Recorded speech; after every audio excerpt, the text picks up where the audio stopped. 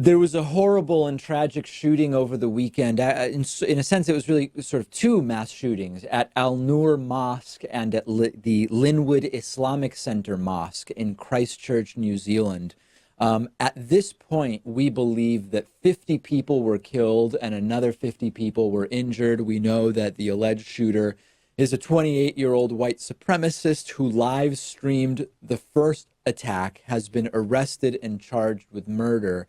And as soon as we got our hands on the alleged shooter's 73-page manifesto that he left behind, it became very clear that whether or not this shooter was specifically motivated to violence by Donald Trump as an individual, there was no doubt that the rhetoric and ideology that was compelling to the shooter matches that which we've seen coalesced by Donald Trump.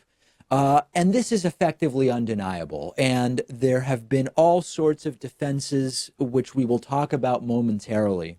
But when you look at the manifesto and you see the conspiracy theories that there's a white genocide happening or about to happen, when you see the extreme anti-immigrant sentiment, describing himself as an ethno-nationalist, specifically targeting Muslims, referencing Donald Trump as a, quote, symbol of renewed white identity and common purpose.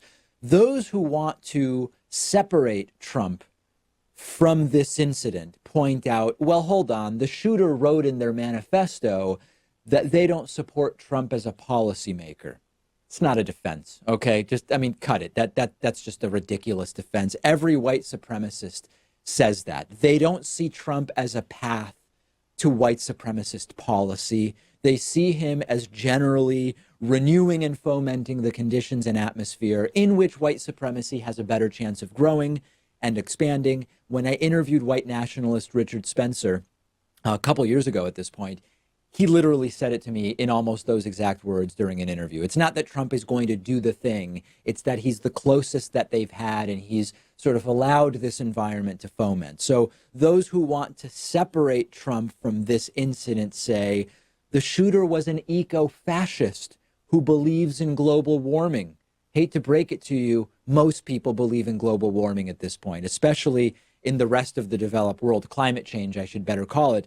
In the United States, right-wing extremists often don't accept the climate science. But in a lot of the world, you can both recognize that climate change is real and still be a right-wing, white nationalist extremist. In the United States, it's where the two seem to go together only very rarely. But most importantly, we don't have to just look at what Trump has said before the shooting and then at what the shooter's manifesto said. Even after the shooting in New Zealand, Donald Trump continued to use verbatim the same language of the shooter vis-a-vis an immigration invasion. Trump said, oh yeah, it's a horrible thing, of course. And then he immediately turned back to immigration and the language of calling immigrants an invasion, which is exactly the rhetoric of the shooter. We actually have a bit of video here of Donald Trump talking about this, and you will see him very quickly go back to the same stuff that seems to have motivated the shooter. It is a tremendous national emergency. It is a tremendous crisis. Last month, more than 76,000 illegal migrants arrived at our border. We're on track for 1 million illegal aliens to rush our borders. People hate the word invasion, but that's what it is. It's an invasion of drugs and criminals and people. We have no idea who they are. So understand what he's saying here. The shooting was bad, but the shooter was right in that there is an immigration invasion. This is the rhetoric that has pervaded the 19th century and 20th century xenophobic movement, but it matches up Trump and the shooter. The New Zealand shooter and Trump using almost identical language. The New Zealand shooter saying, we are experiencing an invasion on a level never seen before in history.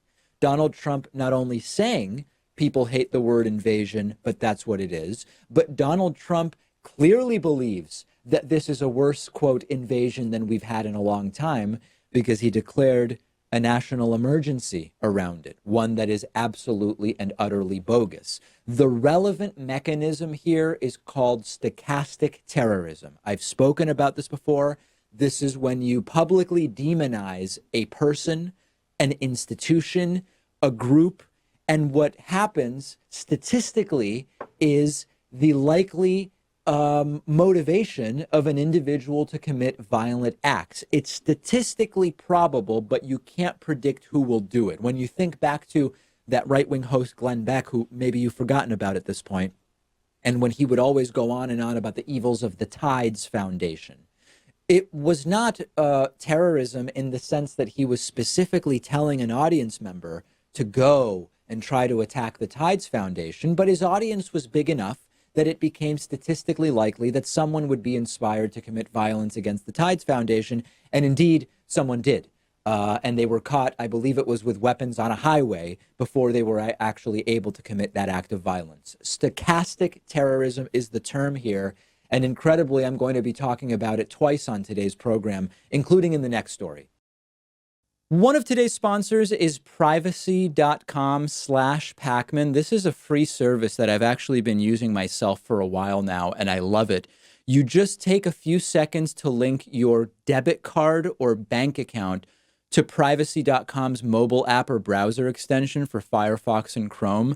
And what that does is allow you to instantly create virtual credit cards that are linked to your bank account so that you're not actually putting your real debit card number on the internet. And you use these virtual credit card numbers to buy things online. And with one click of a button, you have the ability to create multiple virtual cards, delete cards, freeze and unfreeze cards. You can put a limit on a card so a company won't be able to charge you more than you actually want them to.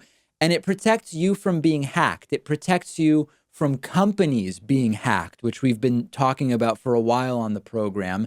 And it's perfect for signing up for free trials somewhere if you don't want your real credit card number to be exposed and on file. And their app and browser extension let you autofill the virtual credit card number into the credit card field when you're buying things online. There are a ton of different advantages to shopping and paying bills with a system like this. Everything is totally secure and encrypted. And in some situations, you can earn 5% cash back on your purchases. It's all completely free. All you have to do is click the link under this video to get started. And for a limited time, everybody in our audience who signs up gets $5 towards your first purchase when you sign up using that link below.